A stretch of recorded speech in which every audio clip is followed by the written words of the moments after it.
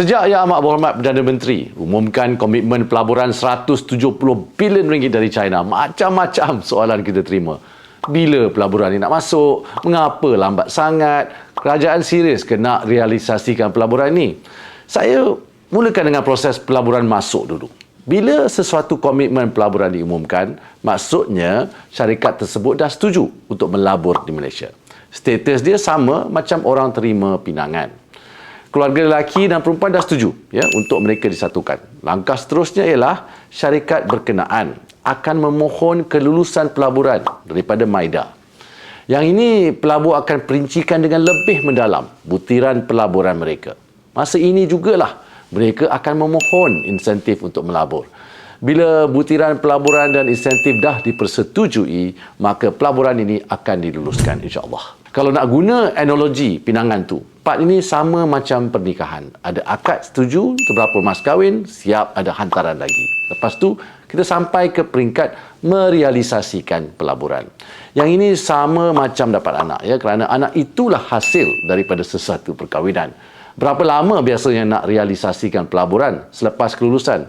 Kalau pelaburan kecil, mungkin setahun dah nampak hasil. Kalau pelaburan besar yang memerlukan teknologi dan peralatan advance, mungkin 3 tahun untuk mula direalisasikan. Jadi, orang yang tanya lepas komitmen pelaburan diumumkan, mengapa lambat sangat pelaburan dimasuk, sama levelnya dengan orang yang tanya lepas pinangan diterima, mengapa lambat sangat nak dapat anak. Kedua-dua pelaburan dan perkahwinan memerlukan masa sebelum kita dapat lihat hasilnya.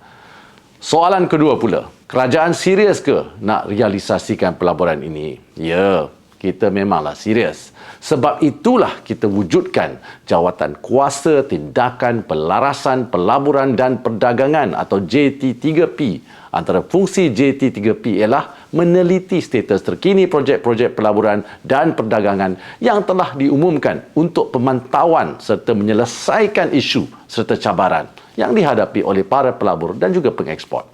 JT3P ini pula melapor kepada Majlis Pelaburan Negara yang dipengurusikan sendiri oleh Yang Amat Berhormat Perdana Menteri. Perdana Menteri sendiri minta supaya majlis ini bersidang setiap bulan. Jadi PM sendiri akan terima laporan bulanan tentang status semua komitmen pelaburan setakat ini.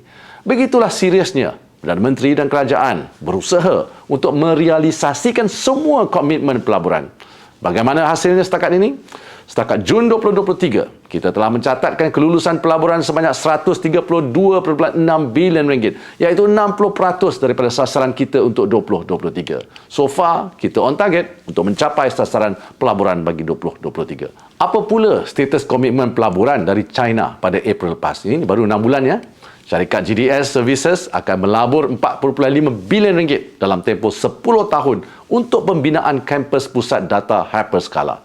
Pusat data pertama mereka dengan pelaburan 2.2 bilion ringgit baru saja saya rasmikan di Johor. Syarikat Longi, salah satu pengeluar wafer silikon yang terbesar di dunia, akan meningkatkan kapasiti pengeluaran mereka di Serendah Selangor dengan pelaburan sebanyak 1.8 bilion ringgit. Longi Malaysia akan mewujudkan lebih daripada 8,000 peluang pekerjaan secara keseluruhannya. Longi juga akan membuat pelaburan baru di Bintulu dengan nilai pelaburan sebanyak 1.3 bilion ringgit bagi projek pembuatan monokristal. Syarikat ZTE Corporation telah mengumumkan kolaborasi dengan Telekom Malaysia Berhad untuk menubuhkan 2 buah pusat inovasi penyelidikan dan pembangunan dengan tujuan memajukan teknologi 5G di Malaysia serta menyokong transformasi digital TM. Pelaburan sebanyak 200 juta ringgit akan diperuntukkan dalam tempoh 5 tahun dan dijangka mencipta 100 peluang pekerjaan serta melatih lebih daripada 10,000 rakyat Malaysia. Kerjasama antara Zhejiang Geely Holding Group dan DRB Highcom bertumpu kepada perancangan dan pembinaan Automotive High Technology Valley di Tanjung Malim di Perak.